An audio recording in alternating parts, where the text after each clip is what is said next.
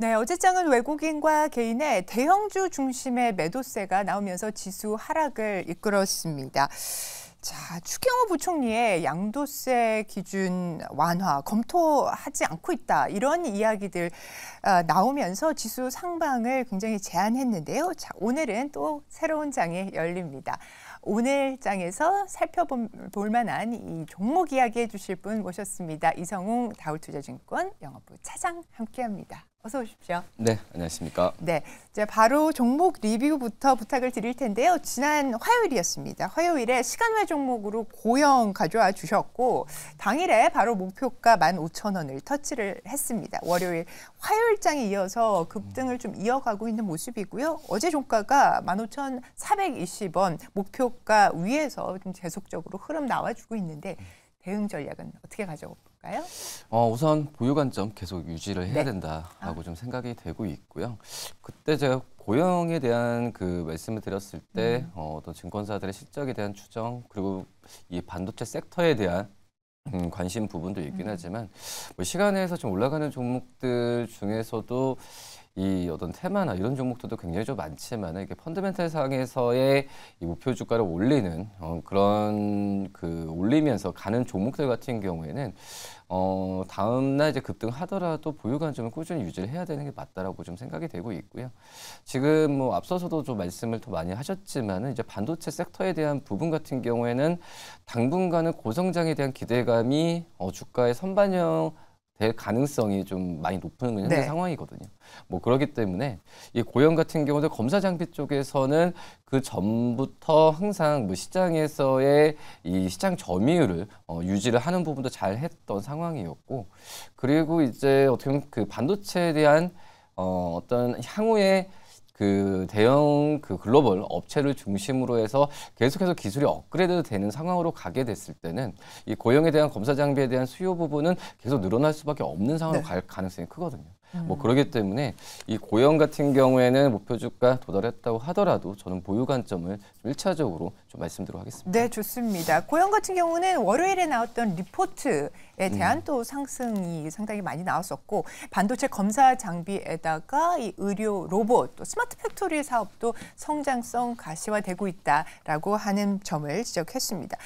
자, 그러면 저희가 시간외에서 강하게 움직인 특징주 만나보시겠습니다.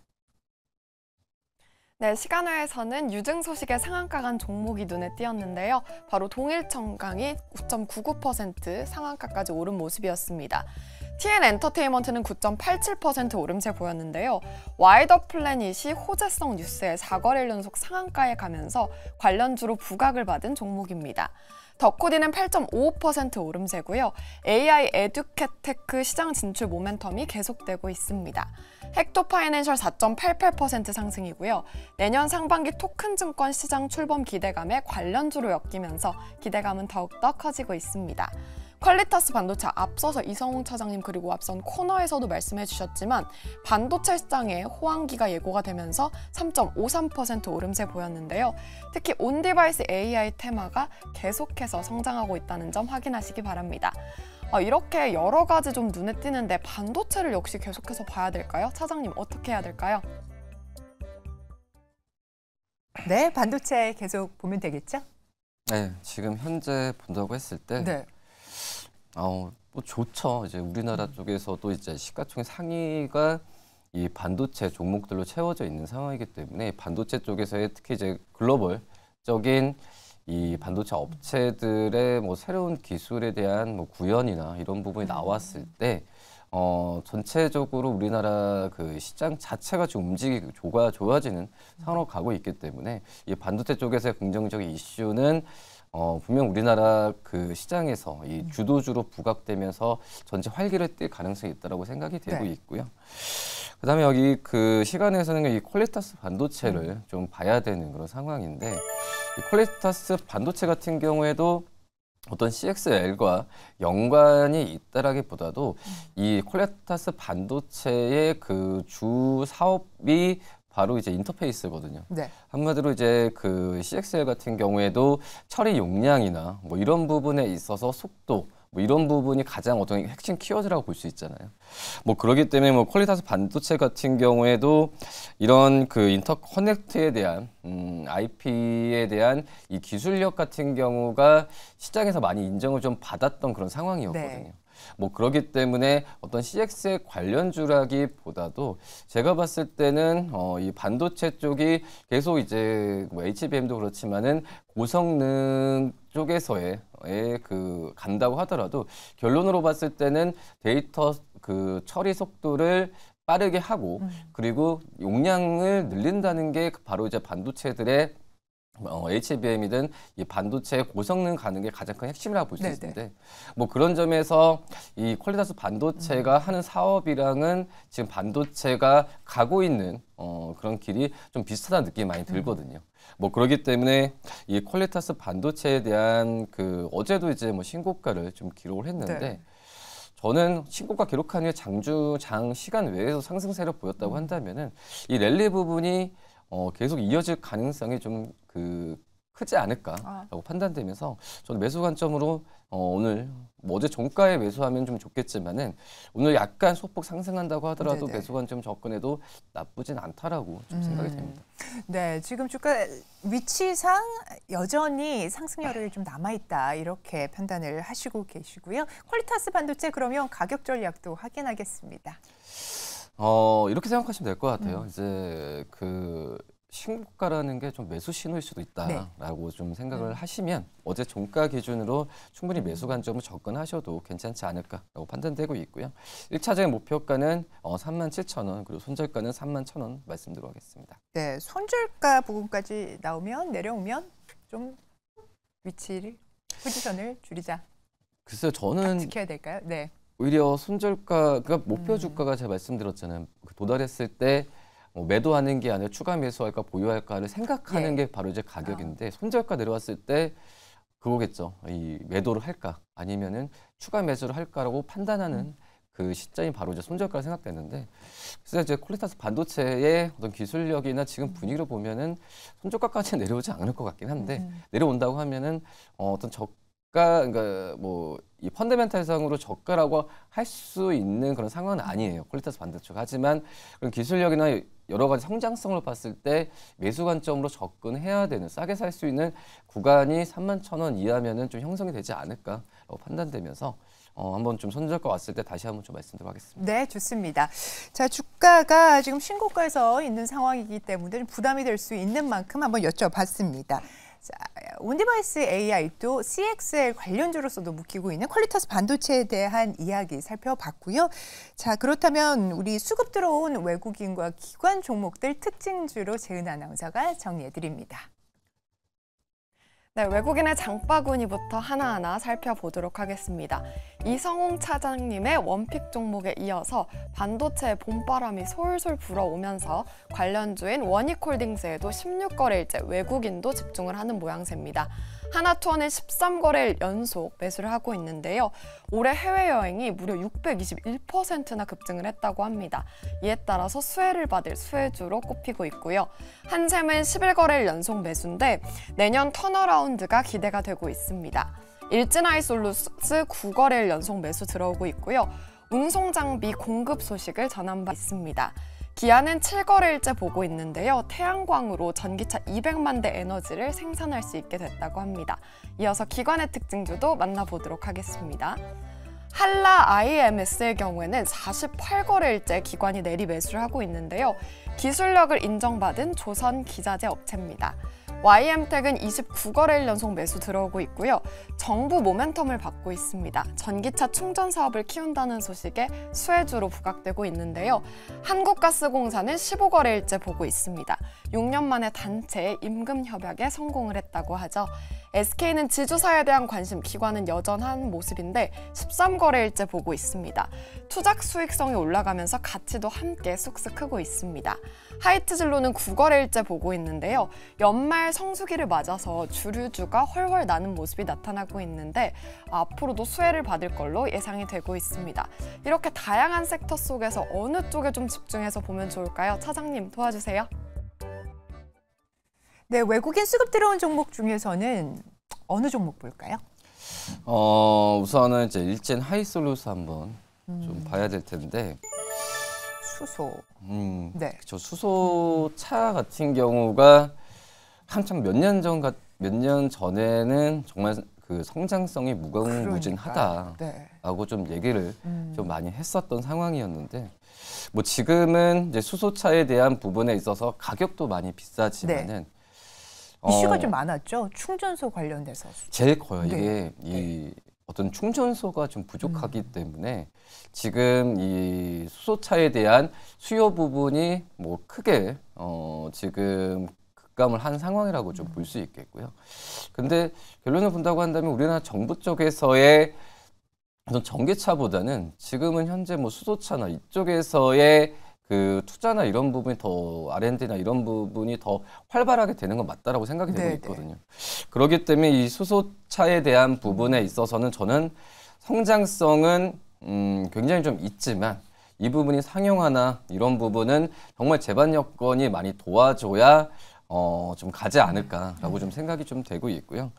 그래서 우리 몇 년 전과 지금도 뭐 전기차, 뭐 2차 전지 굉장히 좋았지만은 어떤 시장에 대한 글로벌 뭐 침투력 같은 경우가 생각보다 지금 높진 않잖아요. 네. 뭐 그런 것 같아요. 그래서 수소차 같은 경우에도 시간은 많이 걸리겠지만 결국은 그렇게 갈 수밖에 없는 어떤 하나의 좀 그 큰 산업이 될 가능성이 크다라고 좀 생각이 되고 있고요. 그렇기 때문에 이 수소 탱크를 어떻게 보면 일진 하이솔루스가 가장 그 대표적으로 수소탱크를 납품하고 있고, 그렇기 때문에 수소차와 관련된 이 테마가 아니라 가장 관련된 핵심 기업이 바로 이제 일진 하이솔루스라는 생각이 많이 들고 있거든요. 그렇기 때문에 최근에 지금 11월 달부터 주가 좀 반등을, 물론 이제 거래량과 함께 좀 반등하면 좋겠지만은 뭐 그렇게 큰 거래량이 많이 나오지 않은 상태에서 계단식으로 주가가 지금 가고 있는 분위기이기 때문에 저는 뭐 지금 현재 그 포트에 어느 정도 이제 일진 하이솔루스도 담아두는 것도 나쁘진 않다라고 좀 생각이 되고 있고요. 특히 이제 뭐 3분기까지 본다고 하더라도 이 수소 압력 용기나 여러 가지 부분에 있어서 매출은 좀 증가하는 속도가 좀 눈에 띄게 좀 나타나지고 있는 현재 상황이거든요. 뭐 그렇기 때문에 물론 이제 뭐 내년에도 이제 뭐 정부가 어떤 보조금 규모나 이런 부분을 계속 늘린다고 한다면은 좀 분위기는 계속 좋아질 가능성이 있지 않을까라고 좀 생각이 되고 있어서 이 일진 하이솔루스 뭐 그 어떤 성장주에 대한 이제 그 종목들도 이제 포트에 담아질 시기 때 일진 하이솔루스로 좀 관심 있게 봐도 괜찮지 않을까라고 좀 생각이 되고 있고요. 근데 문제는 이제 문제라기보다도 이제 뭐 현대도 그렇고 이 수차에 대한 부분에 있어서 예전만큼의 이런 투자나 이런 부분이 좀 나와줘야 되는 상황인데, 뭐 넥소나 이런 좀 차기 모델에 대한 부분이 좀 상용화가 좀 그 출시가 좀 빨리 되고 상용화가 좀 된다고 한다면은 저는 일진 하이솔루스의 주가에 대한 그 상승 여력은 굉장히 좀 있지 않을까라고 좀 판단됩니다. 말씀 주셨다시피 제반 여건, 그러니까 정부의 정책적인 부분들은 좀 확인을 해봐야 되는 것 같고, 넥소도 차기 모델이 25년에 나오는가 보더라고요. 그렇죠. 네. 그래서 이 모멘텀 찾기가 쉽지는 않은 상황이지만 내년을 준비하면서 한번 들여다볼 종목이다, 이렇게 말씀을 주셨습니다. 가격 전략 확인하겠습니다. 네, 그 어떻게 보면 수소차도 그렇고 그 전에 제가 또 신재생 에너지 그 종목들도 그렇지만은 결국은 이제 고금리가 많이 부담이었거든요.